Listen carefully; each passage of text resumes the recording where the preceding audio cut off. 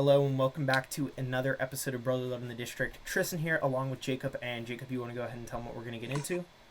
Yeah, so this week is a jam-packed week. So we're going to be talking about the Commanders. They're playing tonight, and we're going to be going over the Titans game. We're also going to be talking about the Eagles.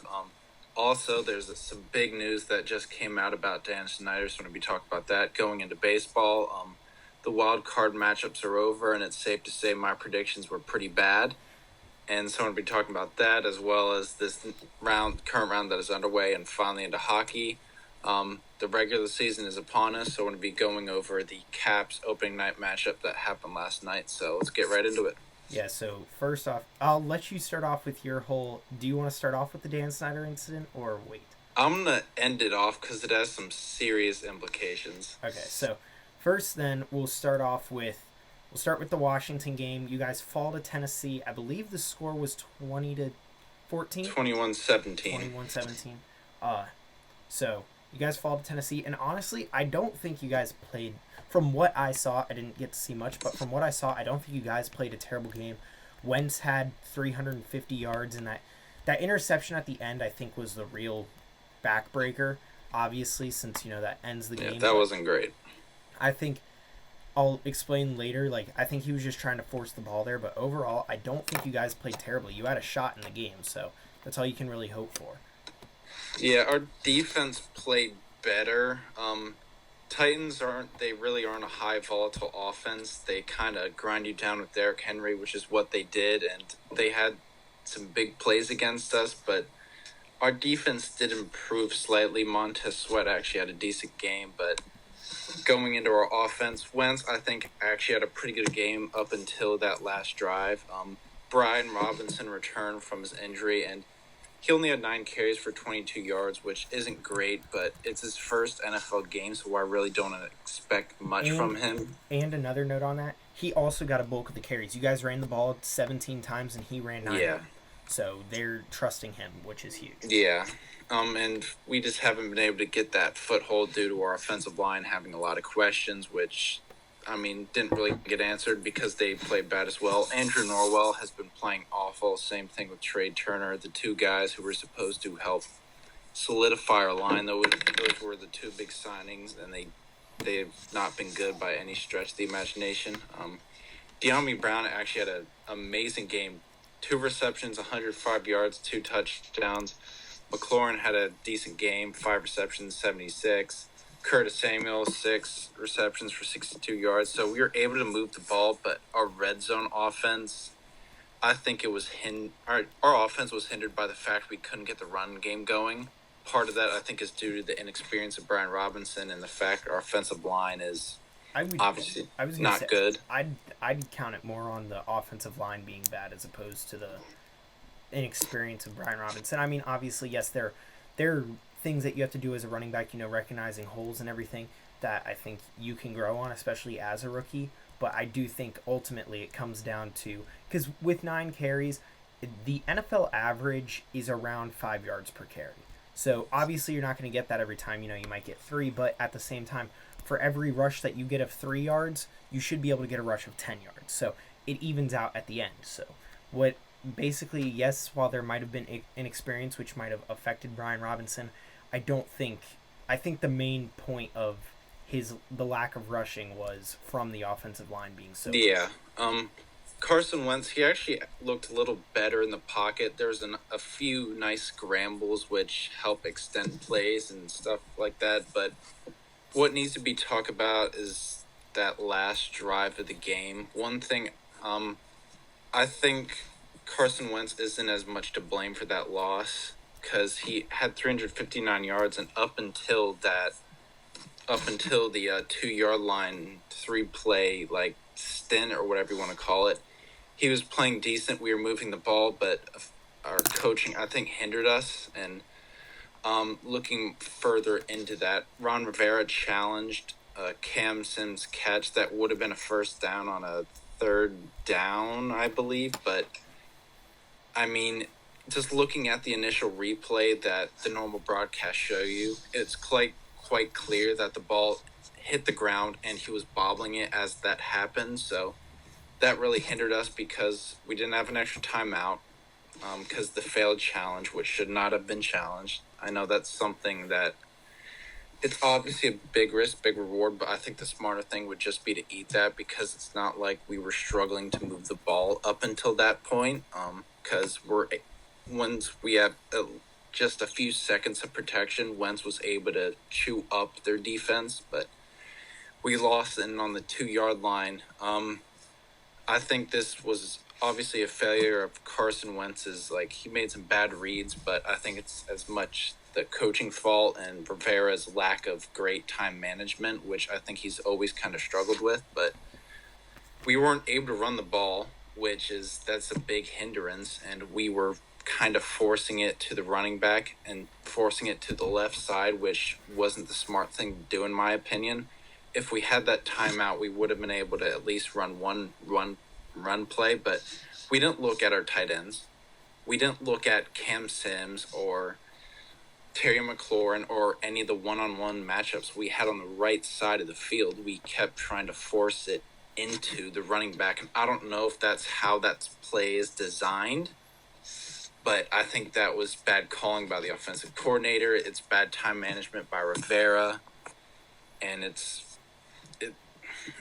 was just it was a heartbreaking loss. But what made me more mad is after the fact, Ron Rivera said, the reason why I need to pull up the exact. I know he said someone asked, why do you think the other teams are doing better in the division than you guys? And he goes, quarterback. Those systems are built around their quarterback. Now, the one thing I took away from that, because I was actually talking to my dad a couple minutes right before I saw that video, and he was saying that Carson Wentz doesn't fit there and everything. And the one thing that I think, while yes, I don't think Carson Wentz is a terrible quarterback. He's not playing terribly for Washington. He's one of the best players on our team. Yes, he made a lot of mistakes, but on the current pace, he's on pace for like 4,000 passing yards, 34 touchdowns, and yes, 20 interceptions. But that's what you're going to get with a quarterback like him. I kind of equate him to Brett Favre in a way, like an older Brett Favre, where he has a great arm. He's going to make some ridiculous throws that you're like, wow, that was amazing. Not a lot of quarterbacks could do that, but he's going to throw a lot of back-breaking interceptions, and make some reads where you're like, what on earth was he doing? Me or you could probably have made a better read, but that's what you're going to get from Carson Wentz. And what Ron Rivera said, I just don't really agree with because I don't think it's entirely the quarterback. I don't think that he was entirely saying it's Carson Wentz's fault. What I interpreted as was, if you look at the other three teams in the division, you got the Eagles, the Cowboys, the Giants. All three of those teams have had their quarterbacks for multiple years now. Carson Wentz is a first-year quarterback in Washington. So how I interpreted it was, the Eagles, Howie Roseman has done everything to build a RPO, college, quick, get the ball out of Jalen Hurts hands type offense around Jalen Hurts to make him succeed. They did everything for Dak Prescott, where, they gave him all the weapons he needed. You had Amari Cooper, CeeDee Lamb, Michael Gallup, a great offensive line, a first-round pick in Zeke Elliott behind him.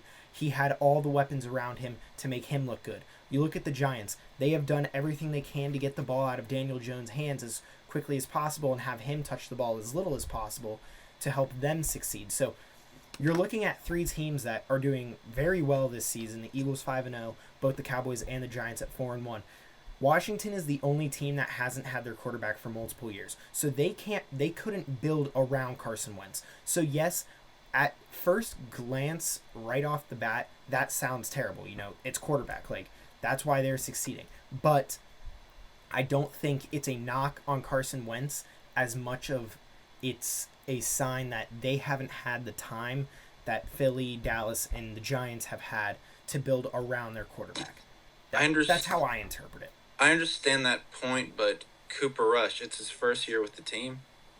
Cooper Rush, he is serviceable, but he didn't win that game against the Rams. But they're still winning, Tristan, and I think it's their defense. You know what Cooper Rush did against the Rams? It's their defense. It's the running. It's the coaching. They're able to run a competitive system. They're able to evaluate players and look at the guys they brought in. And we thought that this offense, if we looked at it from last year to this year, was a huge downgrade. We thought that they were the only team that, in theory, on paper, downgraded, correct?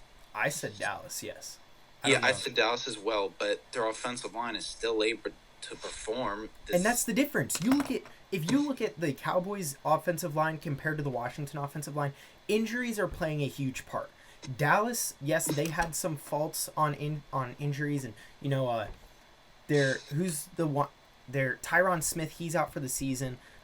They lost Lyle Collins. I believe it's Zach Martin. I think he retired.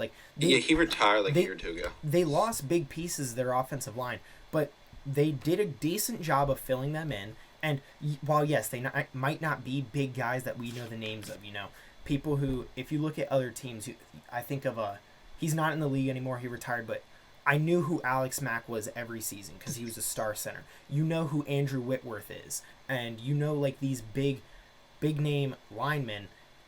While yes, Dallas didn't bring them in, but they brought in enough to help them push forward. And Cooper Rush is not winning these games for the Cowboys. He's just filling in. They didn't build the offense around him at all. Yeah. But it's the type of system where you build around a quarterback and the backup benefits from it. Look at the Eagles Super Bowl team. The team wasn't built around Nick Foles.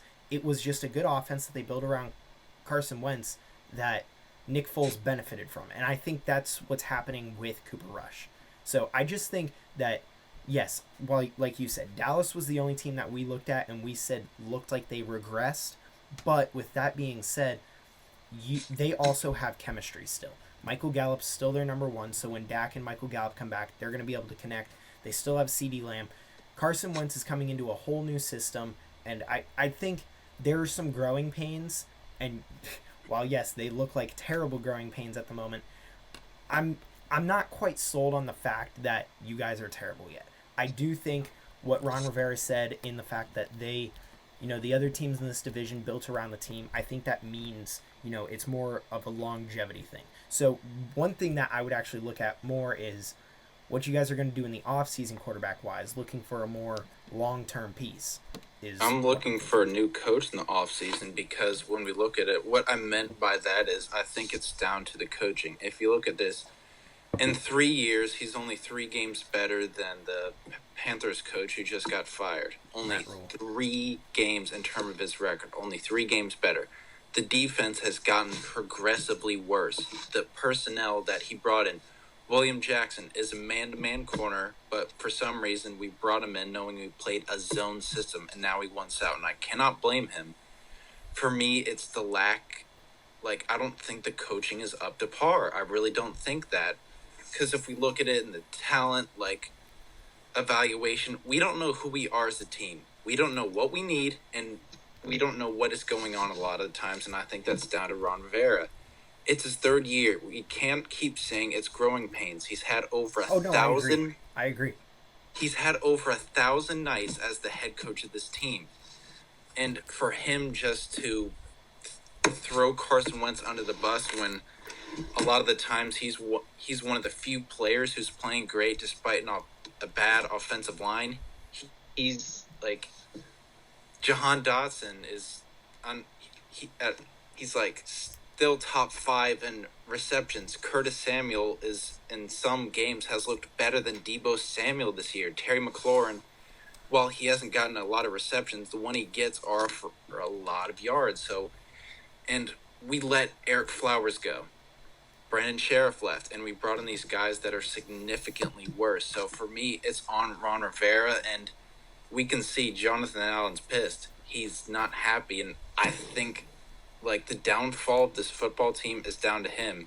It's down to ownership. It's down to the fact that we still don't have a proper GM. Ron Rivera should not have roster control because we've seen it's made our teams get a lot worse. He succeeded with Jay Gruden's team, and say what you want about Jay Gruden, but his offenses were always able to move the ball down the field, even when he didn't have the best personnel and the defense was horrible.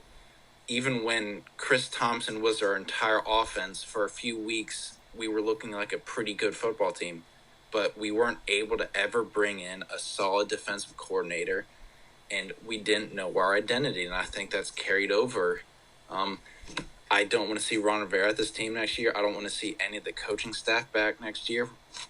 Our new coach needs to be a more young offensive guy versus this established defensive guy like Rivera and Jack Del Rio are, which I think the game's kind of past them in terms of that, because they brought in William Jackson when he's a man corner, but we're trying to play zone. We didn't bring in any extra linebackers in 3 years, and a lot of cases it's gotten worse. So, yeah, for me it's down to the coaching. That's why we're one of the worst teams in the league. Just to finish that off, I have 2 questions for you, kind of leading from that. One is, I guess it's really only one question. Is this a tank, burn everything, and try again next, like go for the rebuild season? I mean, it seems like we're doing that like accidentally, even though we're trying to win it. I would like the number 1 overall pick. I think at this point we should maybe try and go for it. I would actually, like, depending on who the coach is, I think keeping Carson Wentz could be a good move, because before Carson Wentz came, it's hard for me to think of a quarterback in the first 4 or 5 weeks had multiple 300-yard games. I personally cannot think of one. Yes, maybe Kirk Cousins, but he was never the touchdown machine. You mean in Washington? Yeah, in Washington, okay. That is. Because I was going to say Justin Herbert did that quite a bit. Josh Allen. Well, yeah, no, I'm just thinking about in terms of Washington, depending on the coach, if we rework our offensive line to the point where it was last year, our offense can be great, and our defense it needs to kind of do what it did against Tennessee, kind of keep them to that range, and we should be able to outscore them. But I think proper coaching can change a lot. Look with the Saints. They have struggled significantly without Sean Payton. I think that's kind of evident because they aren't up to the standards so far. So, yeah, I would like to see a complete rework of the coaching staff. We need a proper GM. Maybe a younger... I mean, you see the youth movement in the coaching. Nick Sirianni, that's what we don't need. Another old established defense guy or crap like that. I mean, we had Shanahan and McVay on the coaching staff at the same time, and they left. Kyle Shanahan, he's another winning coach. So yeah, that would be interesting. I do think you guys are on a downward spiral and might as well just buy into it now, especially since if you think about it, they can start rebuilding around Carson Wentz. Because I don't think he's a bad quarterback, and like you said, I think he's playing well this season. It's just, but I got a good point pointed out to me that Carson, the coach isn't going to come out and say, "Oh, it's my fault." He's going to blame. He's going to blame. Yeah. He's going to go for scapegoats. Exactly. So yes, yes, he's going to say quarterback, but I would agree with you that it's more coaching. Moving over to the Eagles game. Eagles stay undefeated, 5-0, and this might have been the scariest game yet. So they go out to Arizona. They haven't won in Arizona since 2001. But they go out and they defeated the Cardinals 20-17, and they started out hot, going up 14-0, and they kind of did the reverse.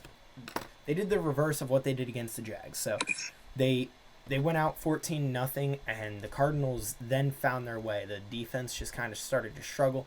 I think there was a lot of old John Gannon vanilla defense in there where, just kind of sit back and let them pick you apart. But Kyler Murray, he is an NFL quarterback, and the thing that's dangerous about Kyler Murray, I think they only sacked him one time. I will double check on that, but I believe they only sacked him one time. And the thing that's dangerous about him is he's got the legs and the arms. So if you got one sack. Okay, yeah. So which was Hassan Reddick. So if you sit back and let him pass the ball, he's going to pass the ball on you. But at the same time, you can't. I think one thing that was a big factor was they were playing a lot of this zone coverage where you can let teams sit back. It was something that really confused Carson Wentz, you saw, and then started to work against Trevor Lawrence. It worked against Trevor Lawrence quite well too, but once that gets on tape, team starts to see it. And I think another big issue that really made the Eagles defense struggle against the Cardinals was the fact that you're playing Kyler Murray. You can't rush Kyler Murray like you can Carson Wentz and Trevor Lawrence because they don't have the mobility that Kyler Murray does. So your edges have to come out and they have to contain and keep him there. So it makes it harder for the edge rushers to be playing a quarterback like Kyler Murray, like Jalen Hurts, Lamar Jackson. Luckily, it's easier if you have like a linebacker to spy him. Yeah, spy, but even then, like it's so you're trying to think of getting sacks. That's obviously the goal of a defensive line. So what they were doing was, against Washington, against the Jaguars, they were able to rush who they could and then let everyone else drop back in coverage because they didn't have to worry about the mobility. With Kyler Murray, they can't just rush. They have to contain and they have to worry about him escaping. So I think that played a big part in the comeback from the Cardinals. And, I mean, you saw Kyler Murray just kind of dot him up and do what he wanted to against him. So, ultimately, it was a scary game. The Eagles' offense got shut down. They ran a lot of screens and a lot of QB sneaks. Now, I think the thing that happened there was with the screens, I think the Cardinals were trying to play that blitz game like the Lions did in Week 1. And you saw a couple of the screens work, and I think as the game went on, they figured out, hey, if we send them a blitz and then just put a couple more people over to one side, we should be able to lock it down. I think that's what happened because the offense struggled quite a bit after that first quarter. So after that second touchdown drive, really. So I wouldn't really say it was a stellar game for anyone. I mean, Jalen Hurts had a decent game, not great. He had a decent game. And something that I don't like about just looking at the box score is Jalen Hurts had 2 rushing touchdowns, but those are 2 touchdowns on the goal line. Like it looks like he had a better game than he did rushing. They also went away from the run too quickly, in my opinion. But the Cardinals have an underrated defense. They played really well defensively. Their defensive line got after it, gave Jalen Hurts some trouble, couple good blitzes. Other than that, I mean, I just wanted to mention, so the reason they won the game was the go-ahead field goal from Dicker the kicker. Gotta love Cameron Dicker. But did you see the end of the game where Kyler Murray, it was 3rd down. Yes, it was 3rd down, and he ran the ball, and he slid right before the first down, which I saw that. Yeah, you can't spike the ball at that point because now it's 4th down. So that made them had to call their timeout and go out and kick their field goal a little too which early. They missed. Yeah, which then Matt Amendola. This was battle of the backup kickers, and Matt Amendola went out and just shanked that thing wide right. It was bad. You could have thought that there was a god up there just sitting there going, yeah, because I mean he shanked that thing way right, and that was the biggest change in the game. Obviously, that was the reason they won because you're at least taking them to overtime if you make that, and yeah. I think that was the biggest change. They're gonna talk about that in the film room this week with Kyler Murray. That's gonna be a big thing in the NFL now. Is hey, make sure you know where you're sliding because Dak did it in the playoffs. The ball is down. Well, so the issue with Dak was he slid when they didn't have a timeout. Yeah, well, he didn't slide soon enough. Yeah. But the issue with Kyler Murray was he slid before the first down. He should have dove. He should have dove in all actuality, but the ball is down where you start the slide. So he started the slide about 2 yards prior to the first down, so they had to kick their field goal, and that ended the game. And then he also made a really poor decision early in the game. So in cover 1, that's mostly a man coverage. Everyone's playing man on man, and you have there's one safety that kind of roams over the middle. Roams in the middle. Did you see the interception that Kyler Murray threw at the beginning of the game should not have been picked off. When you are in cover 1, you never throw a post route because you have your hovering safety in the middle of the field. He didn't listen to that. You throw slants and stuff You like that well, against man. you can throw slants, or if you're trying to go deep, you go outside. Yeah. Two streaks, and whichever side the safety shades to, you throw it to the other side. You're So looking for the one-on-one. exactly. So he shouldn't have thrown that. Now, that's another thing that they're going to look at in the film room, but usually a quarterback will not get away with that. When you're Kyler Murray, you're going to get away with that, but that's something where, you think about over the offseason, there was that big talk in his contract with him playing too many video games in Call of Duty. That's something that I wonder if they're going to be where it's like there was now. a requirement for watching film and stuff Yeah. like that.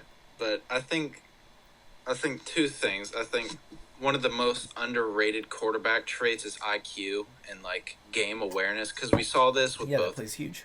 with both Dak and Kyler. Dak didn't know when to slide. Knowing when exactly to slide is important. Knowing not to do it too late or not knowing to do it too soon. So I think that's very underrated. And the second thing, I think this is actually a bright game for the Eagles. What I mean by this is you didn't play good at all, but yet you still won. And I think this is like, that's what separates the good from the bad teams. On your bad days, you're still able to find a way to win. I also think this is more of like a come down to earth game. If you remember when the Eagles won the Super Bowl that season, they were riding high. They won 11 straight, and then they played the Seahawks in Seattle and they lost. And it's that was the eye opener. Yeah, it was like, I think that was like the third game before the end of the season, and that was like, hey, you're not unbeatable. People can still win, so you need to play football and win some games, because when you win games, things go by the wayside. When you're looking in film and everything, it's like you go complacent.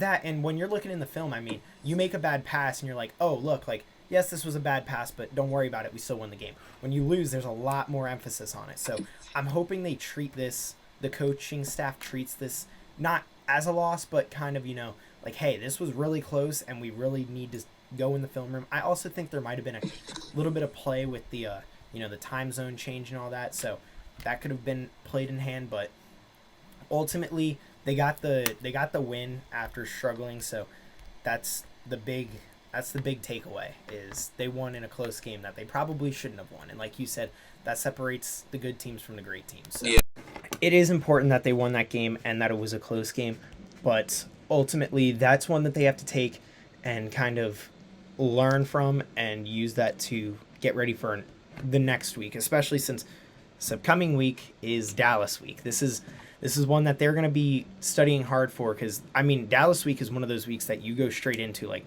as soon as that Sunday night game ends, that Monday comes the next week, you're like, all right, we are locked in now for Dallas week, because, I mean, Dallas is playing solid. Talk about that one real quick, and then we'll go into the Washington game. So Dallas goes to Philly for Sunday Night Football, which, in my opinion, I like that it's a primetime game, but, dude, they got to put the Bills-Chiefs game in a primetime game. Like, they can't be doing the 5:30. They should have made that Monday night, not the Chargers-Broncos game. But the biggest things that Dallas has shown that they have a decent defense. Micah Parsons, he's an issue. I think that's easy to see. I mean, as a linebacker, he is one of their best pass rushers, and it's not like he's an edge rusher like Hassan Reddick, where he's listed as a linebacker but an edge rusher. No, he is a middle linebacker who is just really good at rushing the passer. He was up there in sacks last season as a linebacker, so as a rookie. So he's a problem just in himself.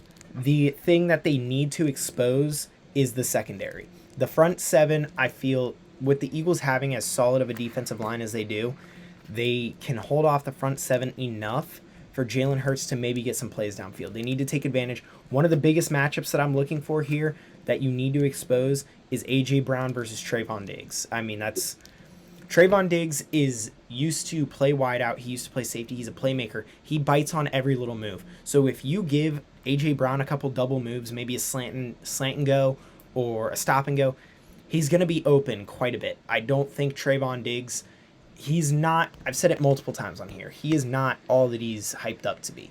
Okay, he's a decent corner, but he will give up yards and then get an interception, and interceptions are a glorified stat.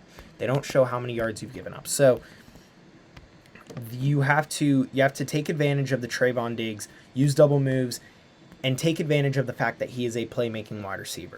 And then on defense, I mean, you have an advantage on defense. That's really all it comes down to. You have Cooper Rush at quarterback, presumably. It's highly likely that Dak Prescott will not be playing in this game. So it looks like Cooper Rush is starting. It's not official yet, but it's about 90% Cooper Rush. You know that they're going to run the ball, so that they're going to run the ball. But you've seen the strengths in your defense. Now you might not be getting any pressure in the pass rush, like from your middle guys, but this is where Jordan Davis is going to strive. You know, a 6'8", 300-pound guy just sitting there in the gap, saying, "What's up?" Like you gotta take advantage of that. So they have to shut down the run, and if they do a decent job of shutting down the run, they should have an easy game with the offense. I mean, Cooper Rush, you've seen in all the games he's played, he gets shut down in the middle of the game. So if you can take advantage of that and produce offense in the middle of the game where he's not doing anything, then you're golden. So I do like the matchup. I think the Eagles should win this. I think they outmatch Dallas all over the field.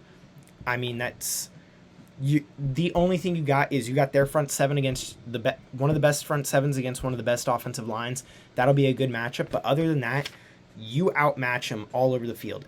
Wideouts over their DBs, your DBs over their wideouts, because they only have CeeDee Lamb right now, who is not a number one wide receiver. They have a backup quarterback. You just got to take advantage of your matchups, and I think that's how they should win this game. And I do like their I think this is a game where they're going to showcase their adjustments, especially made from last week. They didn't have a good game, but they still won it, and I think we'll see a better game plan in terms of the offense. I think you're going to see Devontae Smith and Dallas Goedert really utilized a lot, as well as A.J. Brown. And I wouldn't be as quick to abandon the run game. If it's there, you need to keep hitting at it, and there may be a drive or two where it's not working, but it still will be important because one thing you want to force the Cowboys offense into doing is trying to play a high-octane offense where they're really trying to outscore you, because Cooper Rush, I mean, he's actually a decent game manager. He kind of fits the 60s quarterback play style more. What I mean by that is he hands the ball off a lot more, and he just manages the game. He doesn't make a lot of throws, but the ones he makes can be important. Yeah, so that's what I mean by that is he actually has a pretty high completion percentage, but if you're looking at it up and down the field, they have better linebackers than you, but other than that, in terms of your depth and overall, I think you should have a better team, so this should be a game you should win. Yeah. There is one thing, though, so Avonte Maddox has been out the past couple of weeks. That does worry me a little bit because, like I said, CeeDee Lamb, he's a slot receiver, and without Avonte Maddox to cover the slot, that would scare me a little bit. But other than that, I mean, they should have Mailata back. Jake Elliott's still questionable, but Cameron Dicker did just fine last week. Slay played this past week, so Maddox and CeeDee Lamb is the only matchup that I'm quite worried about, but you're starting to see the depth because they are starting to get some injuries, especially on the offensive line. Jason Kelce went out for a little bit. Cam Jurgens came in. You couldn't tell any difference, so you are starting to see the depth play a little bit of a factor going later into the season. So Washington visiting Chicago tonight on Thursday as we're recording, so it'll be out a little bit after the game starts, but I mean, it's still good to hear about what the preview is. I mean, I think it's going to be an ugly game, and a lot of people really, like after last week's horrible matchup, people are really crapping all over this and joking that everybody should be giving a free month of Amazon Prime. I think that's funny. I was talking to my friend, and he was complaining about, he was saying, I can't believe I have to pay $9 a month to watch a Colts and Broncos snooze fest, and then the next week to watch the Commanders go play Chicago. He goes, I'm going to do it anyway because it's football, but I can't believe I'm doing this. Yeah, and with Commanders fans, I think we have a psychological issue because we always get hurt, yet we keep coming back. Why else would we keep leading ourselves into these situations? I think there's something wrong with us, but this is a really weird situation. I'm going to try to explain it. I think we will win it because if we play our best football versus if the Bears play their best football, then we should win. Because the Bears, they struggle to throw the ball, and their defense isn't all of that. I mean, I think they're somewhat similar to how the Titans are built, but not as good. So I think they should win it, but if I'm being real honest, I don't really want them to. What I mean by that is I kind of want the first pick because I'm not entirely sure if we would use it, but depending on the coaching, if we do, we could trade down for like a few firsts or whatever it may be, especially if a really hot like prospect comes in.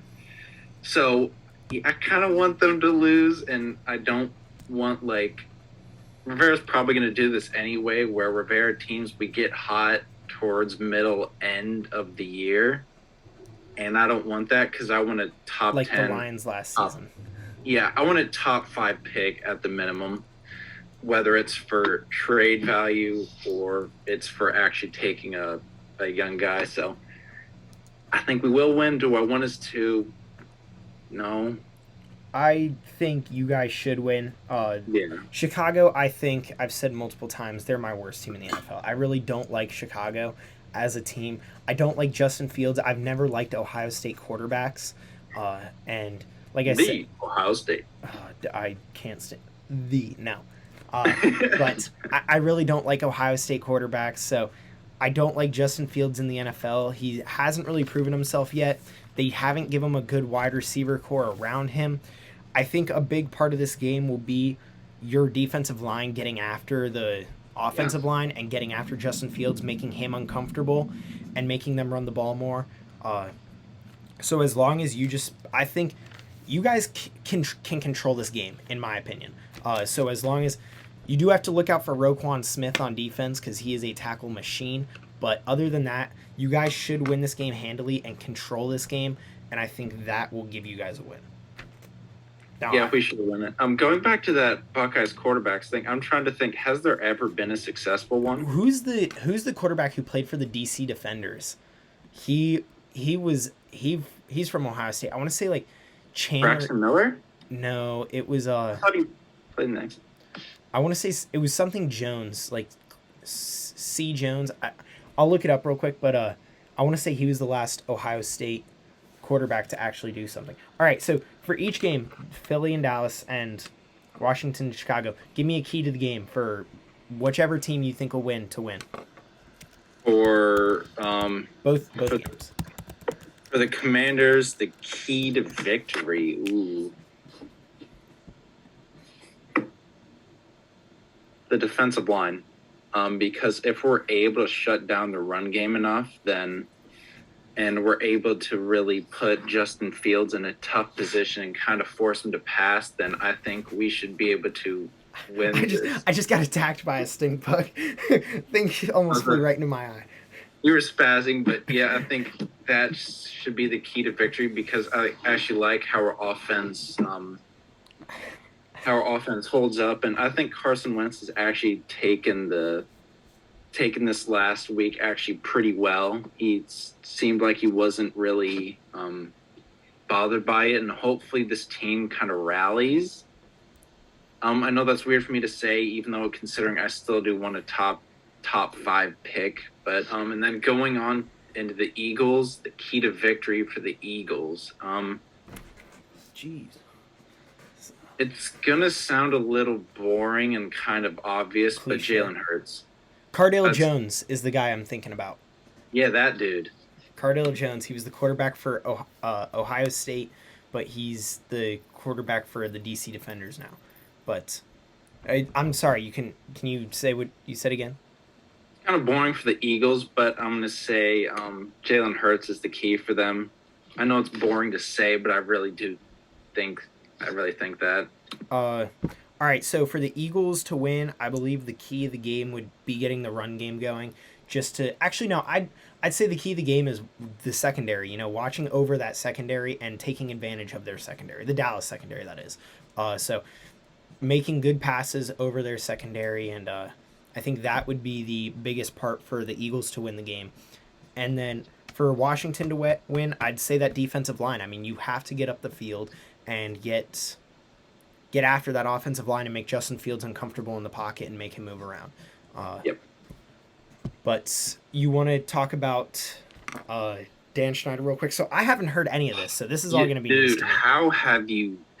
This is possibly one of the biggest sports like stories we've had in like a while, possibly this year. I need to pull up the exact quote, but he claims that he has dirt that could pull up the Dan Schneider apparently hired private investigators to look into the other owners like Jerry Jones and Goodell, and claims he has enough dirt that if they take him down, he could blow up the entire NFL.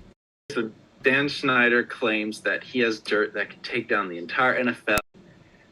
Nobody can with him. That's the exact quote that I'm seeing on multiple news sites. And he claims that the NFL is run like a mafia and that everybody hate each other. But the best part about this is an anonymous NFL owner says, no, we don't all hate each other. We all hate Daniel Snyder. So that's the best part about this. But this is a really kind of scary situation because I hope the NFL calls his bluff and forces him out. But yeah, he claimed the NFL is like a mafia and that like the dirt he has, he'll always be protected. And I don't know what on earth he's trying to do, but I think he's just trying to get himself out of trouble, and I don't think it's going to work trying to say, "Oh, I have dirt on everyone." So that will be interesting to see. I hope the NFL calls his bluff and we get him the hell out of here. But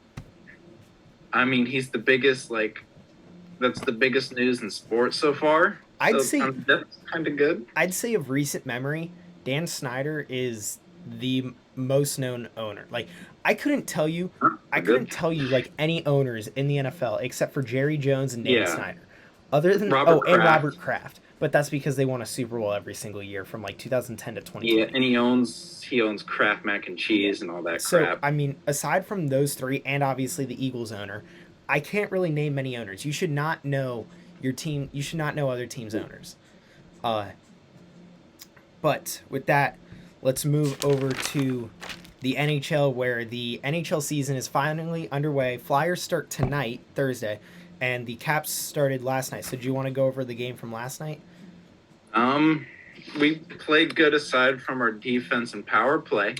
Our defense was pretty much like solely responsible for most of the goals. I don't think it's Kemper's fault. He actually played somewhat decent considering the Bruins. A lot of their goals were really high percentage chances and they could have been prevented if our defense wasn't as lackadaisical. Carlson looked horrible.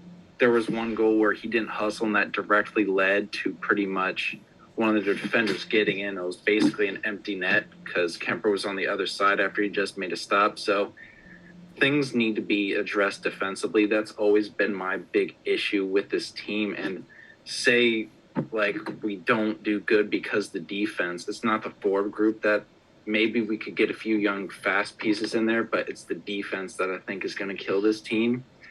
And another thing is our power play was horrible. We were 0 for 4, and that's simply not acceptable. When given 4 power plays, you have to convert. And considering how bad our defense was last night, I think that needs to be addressed. Now, it's the first game, so nothing to be worried about. But that's still something we definitely need to look out for. What was the final? 5-2. 5-2. Which also there. Early in the season, you're going to see a spike in scoring, and it'll go down exponentially throughout the season. So I wouldn't say it's something too big to worry about right now, just because you need a couple weeks for everyone defensively to get their feet under them and get everything going. So I wouldn't say it's quite something to worry about quite yet, but it is something that you need to pay attention to going into the season, because obviously that's something that you got to work on. So the Flyers start tonight, Thursday night, against the New Jersey Devils. Now this is a battle of the youngsters. John Tortorella is letting the young players play. Something that I like that he did is he took the players like Cam York that he knew that he thinks are going to be part of the future and sent them down to the AHL to work along and get. He said for Cam York, there are skills that he has not yet unlocked, and that's why he sent him back down to the AHL, which I like that. So if you guys want, I posted a longer video on it. If you guys want to see that, you can go to our TikTok at BL in the DC and watch that. But he said he thinks he has skills that he has yet to unlock, and he's not sending him down as a punishment, but more to help him grow. Now, another player that he left up was Hayden Hodgson. Now, he didn't keep him up because he thought he played well. He kept him up because he hadn't seen enough. Now, John Tortorella is not going into this season under the impression that they're going to be cup contenders. So he said the reason that he kept Hodgson up was because he didn't like he didn't see enough, and he just wants to see what he has left to do. So I really like that he's kind of taking a different approach to the season and to the coaching, and I'm excited to see what Tortorella does. Now, we've said this a couple seasons. There is a new standard that needs to be set in Philadelphia. They need to set up a new culture in Philadelphia of winning. So that takes time, but you're going to start seeing some young players step up. You need to see Owen Tippett step up. Travis Konechny needs to get back to his form that he had before the bubble. Ivan Provorov needs to step back up. It's going to be a rough season, and I think they're going officially into a rebuild, but I don't think it's going to be that long of a rebuild. I think this is more of a year to figure out what he wants for next year and how he's going to win. And then next season, I'd say they could fight for a playoff spot. So this season, I'm not looking for a win. I'm not looking for a ton of wins, but the biggest thing I'm looking for is seeing improvement, which is all I want to see. That's what I thought as well. But my biggest thing with this team is who's going to score for 25 goals? I think the only people who have potential to score over 25 goals would be Travis Konechny and Cam Atkinson, off the top of my head. But Cam's old. Konechny has kind of seemed like he's almost stalled out. Yeah, so what the interesting thing with Travis Konechny was, so prior to the bubble, he scored 24, the two seasons, like the bubble season and the season prior, he scored 24 games each. The only difference is 24 goals each. The difference was about 26 games, though. So he had 26 less games where he scored 24 goals than prior, or he scored the same amount of goals in a shortened season. So he grew, but then once they made that big pause and they went to the bubble, he kind of lost it. And he started to look decent again last season, but he was also sharing the puck more and getting a few more assists. He was the leading scorer last season, just over 50 points, but they don't really have many. Owen Tippett would be one that I'm really interested to see if he can score north of 25. He was, I believe, the 10th overall pick when he was drafted by Florida, and he's a guy that they brought in to help with the scoring. So I'm really interested to see if he can score north of 25 or 25. So he's going to be interesting. And Joel Farabee would be another one that I'd look out for to see if he can get around 25. Those are probably my 4 highest goal scorers on the team. But no captain has been named yet. He wants to see how that's going to work. Now it's going to be interesting being that Sean Couturier, who is probably going to be the captain and the lead. Yeah, I thought he'd be the shoo-in, but maybe he doesn't like now his he's injured. room. Now he's injured. So, I mean, he said he didn't want to name a captain too early, which I like. He wants to, see who takes a hold of the locker room. So I think had Couturier been healthy, it wouldn't have taken long for him to be named, but he's not going to rush into naming a captain. So it's really just a growth season. Now, with that being said, am I going to start the season off with unreal expectations and hope to see us win? Absolutely. But will it take... Tristan. No. But see, the difference is, all right, so normally, you start out with unreal expectations, expecting your team to win a Super Bowl. Like you with the Commanders, exactly.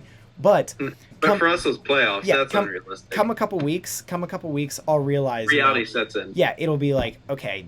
Oh. And it won't be as depressing since I'm aware of the situation. Yeah. So, but yeah, am I coming? The team should be fun to watch defensively, though. I think that's going to be fun to watch honestly, in the same way a car crash is fun to watch. See, I don't think they're going to be too terrible defensively.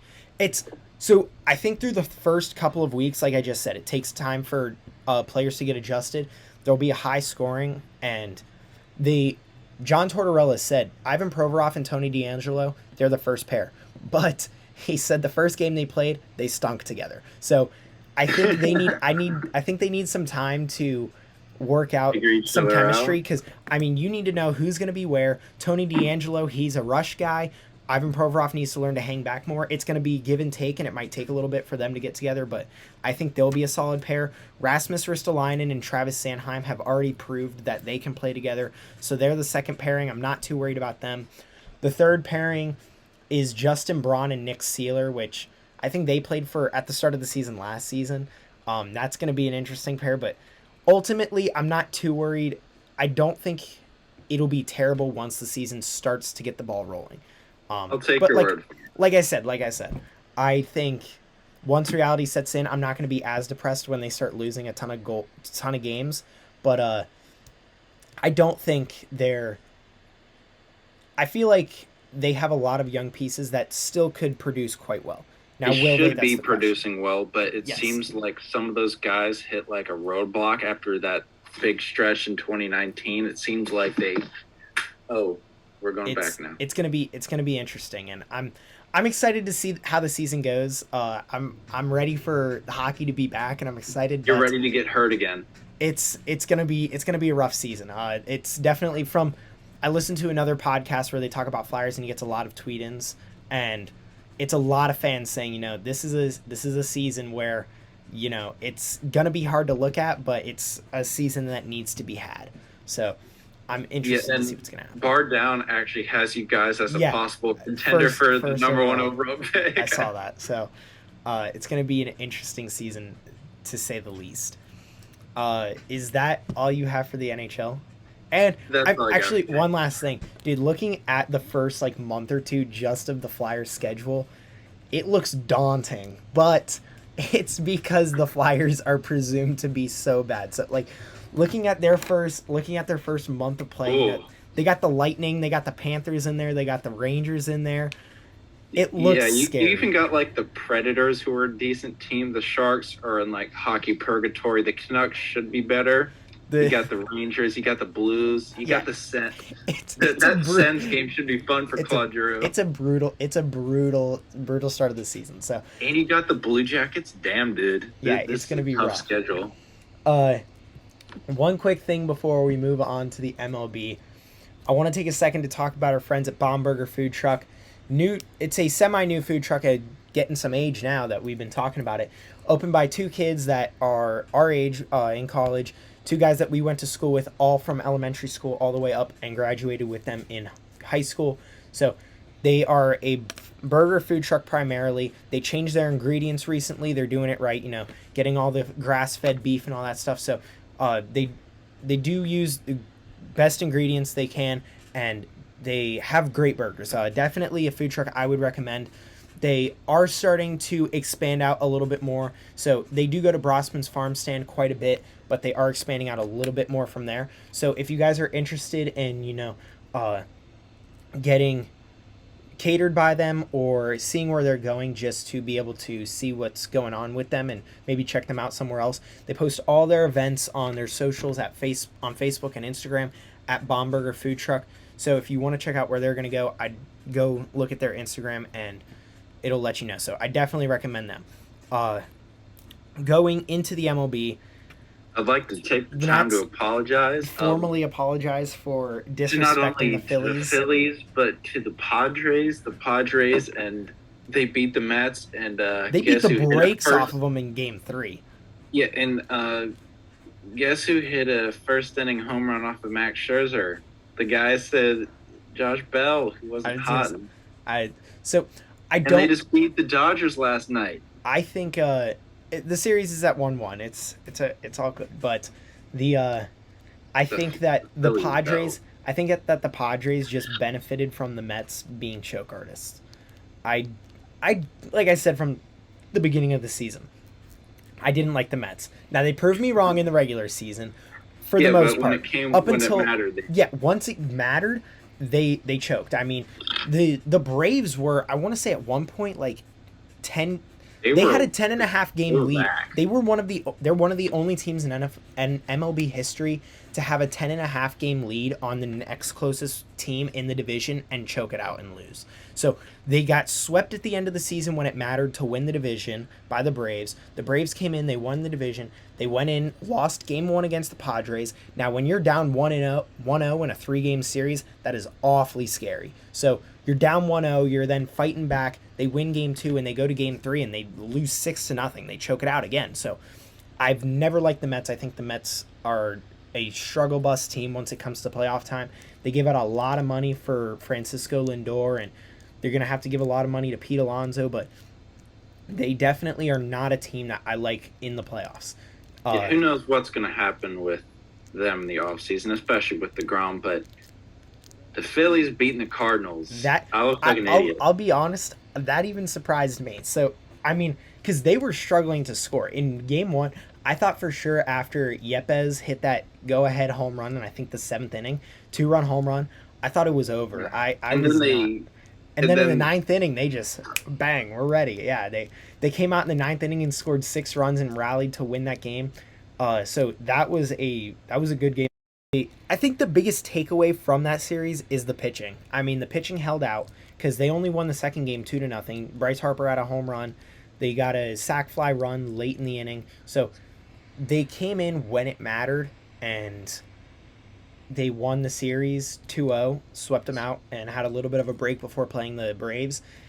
But going into the Braves, I think they surprised them game 1, and then the Braves came back and you almost blew it. It's another pitching thing. Like, okay, yeah, they almost blew it. The game 1 when Zach it was 7-1, and then I believe, or no, going into the 9th it was 7-3, and Matt Olson hit a 3-run home run in the bottom of the 9th, and I was scared after watching that. But the pitching again, I mean, they're holding out, and that's what you're looking for. Because, I mean, even last night, they didn't pitch terribly. The thing that I took away from the game last night, Wednesday night, was Zach Wheeler gave up way too... I don't want to say gave up, but he got tired way too quickly. I mean, he's a pitcher who should be giving you roughly... He should be giving you 7 innings, but at least through 6, he only had about 60 pitches. And he gave up 3 runs, and they benched him as they should have, and that's just something that, you know, made me a little nervous. He usually owns the Braves, and through the first 5 innings he did, but in the 6th he just kind of lost it. He lost his magic, and that scared me a little bit. And game 3 they have Nola back in Philly. It's gonna be an interesting game. But if I have to say it, I mean, I think the best chance they have of winning is getting a majority of the wins in Philly. So, I mean, it's better that they're not down 2-0 going into the Philly. I like that they're 1-1 going into Philly because, I mean, Philadelphia hasn't been to the playoffs in 11 years. That place is going to be rowdy. So, you know Philadelphia as a city with their fans, that's going to be a rowdy place. It's going to be hard for the Braves to play. But I am a little nervous about this series. But in this series... If they win this series, I feel more confident with their ability to make it to the World Series with getting out of playing this series than the next series, whether they have to play the Padres or the Dodgers, if that makes sense. Like, I feel more comfortable with their ability to get to the World Series if they make it through this round than them making it past the first round. I don't know if that made sense. That makes sense. I don't like them playing the Braves, and the Braves scare me just because they've owned the Phillies. So yeah. It's not a matchup that I like, especially they have Spencer Strider starting in game 3, and that's going to be a tough matchup. He has career days against the Phillies. So let's hope he has another one. I disagree. I'm definitely scared about that much. But you know who he's playing? It's going to be a really good pitching matchup. Aaron Nola. So Nola versus Strider in Game 3, that's going to be an interesting pitching matchup. I would say I hate the NL right now. All 4 teams are in it. I really don't want them to win the World Series. I can't tell you how much I don't want anyone in the NL to win the World Series, because if the Padres win, I'm going to look like a big idiot because I said, oh, they're not going to get hot, yada, yada. You do that usually. You do that yourself anyway, so it's all good. Well, Yeah, the Dodgers. I just don't like LA fans. I think are kind of annoying, and I don't want to see the Dodgers win. Braves, they already won it. The Phillies, I especially don't want them to win it. So yeah, let's go AL. It's I mean, at least you have the Yankees to root for in the AL. Yeah, they won against the Guardians. They played decent. So Did you see the Mariners choked it against the Astros? They were up by a ton. oh my gosh, I was so mad at the Mariners. They gave up a bottom of the ninth 3-run home run to Jordan Alvarez. How do you do that? Jordan is a tank. I He's really, a beast, I really like Jordan Alvarez. They should have won that game. Come on, Mariners. You got to beat the Astros. All Phillies, Mariners, World Series. All right, the two drought teams in each league. I'm okay with the Mariners. But with that, I mean, that's really all I have. I'm getting questions about the. I tried to record the Phillies game yesterday, but since the game got rained out, we had trouble recording it. And people are like, dude, you're going to go home and watch a recorded baseball game? I go, it's the playoffs, and the Phillies haven't been in 11 years. I'm like, yes, I'm going to record the game and watch it fully. I go, plus with commercials, I'll be able to fast forward through it relatively quickly. Bro. And, I mean, I feel like the game was a pretty quick game overall just because they went 3 up, 3 down through, like, every inning, except for maybe 3 total innings. Like, they were just going up and down the lineup like nobody's business pitching wise. Just whiffing. Yeah, it was a pitching battle last night. So, but this is definitely an interesting series. Tied 1-1 going into Philly. I like our chances better in Philly being tied 1-1 than being down 2-0. So, as anyone would, but I would not be surprised if this goes to a game 5. I wouldn't either. I think the Phillies are putting up a good fight. Yeah, weirdly. Because even last night when they lost, they still put up a good fight. Aside from those 3 runs in the 6th inning, I believe, they put up a good fight. It's only 3 runs at the end of the day, so yeah, I mean it's fathomable. So I do like the matchup. It's not terrible. But with that, is that anything else for you? Saga? All right, so we're gonna end it off there. If you guys want to follow us on Instagram, TikTok, BL in the DC on both of those on this side of the screen. So go other side, Jacob. That side of the screen, it has all of it there, and our email at blinthedc@gmail.com if you want to email us questions, comments, stuff to say on here.